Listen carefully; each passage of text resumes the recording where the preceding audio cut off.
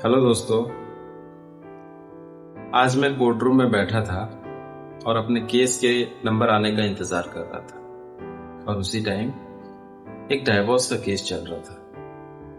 वैसे तो इसमें कुछ नया नहीं था, हर रोज न जाने ऐसे कितने केसेस होते रहते हैं।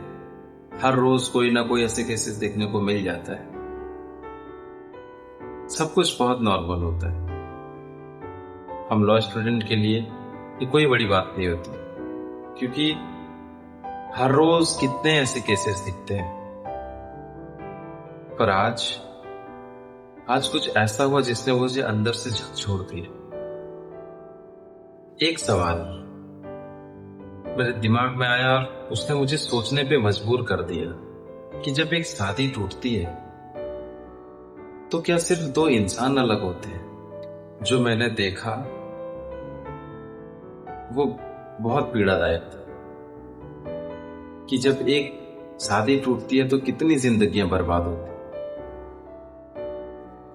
तो मुझे लगा मुझे इस पे कुछ लिखना चाहिए और इसी घटना को मैंने शब्द देने का प्रयास किया है। आइए सुनते हैं।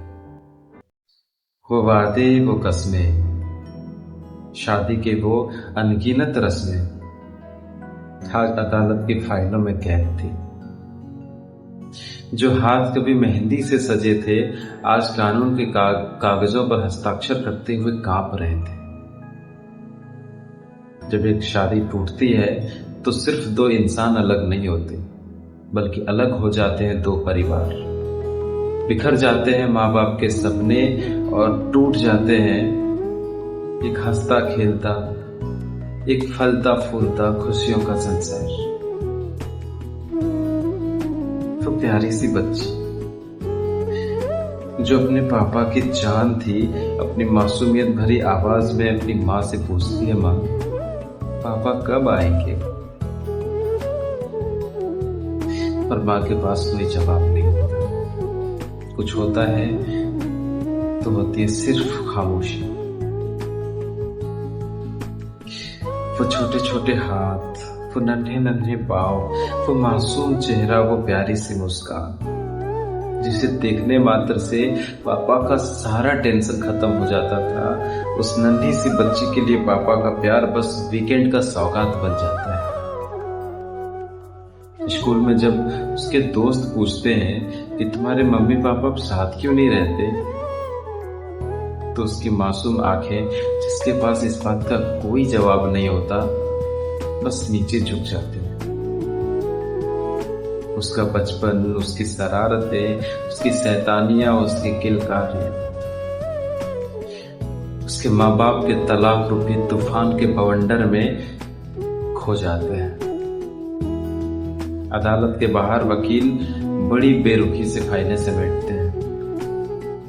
शायद तब उन्हें एहसास नहीं होता कि जिन कागजों को वो फाइलों में बंद कर रहे हैं, न जाने उनमें कितनी जिंदगियां दफन हो रही हैं। गुजारा भत्ता, संपत्ति का बंटवारा, हिरासत के आदेश, मुलाकात के घंटे।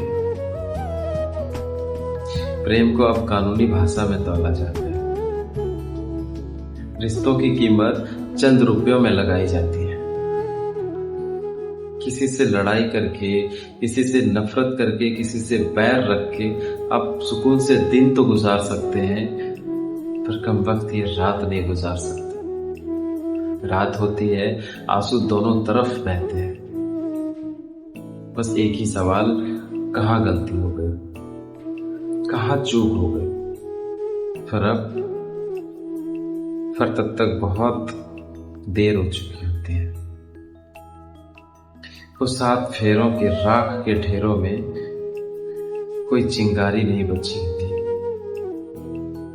दादी माँ की गोद सुनी हो जाती है और दादाजी का आखिरी दोस्त इन सब के बीच कहीं खो जाता है। त्योहारों में अब वो रौनक नहीं होती। खिलौने बिखरे पड़े होते हैं क्योंकि उससे खेलने वाला कभी इधर कभी उधर। और सबसे दर्दनाक बात, क्या वो बच्चा बड़ा होकर किसी से प्यार कर पाएगा?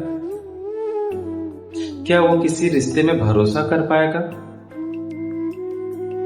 नहीं।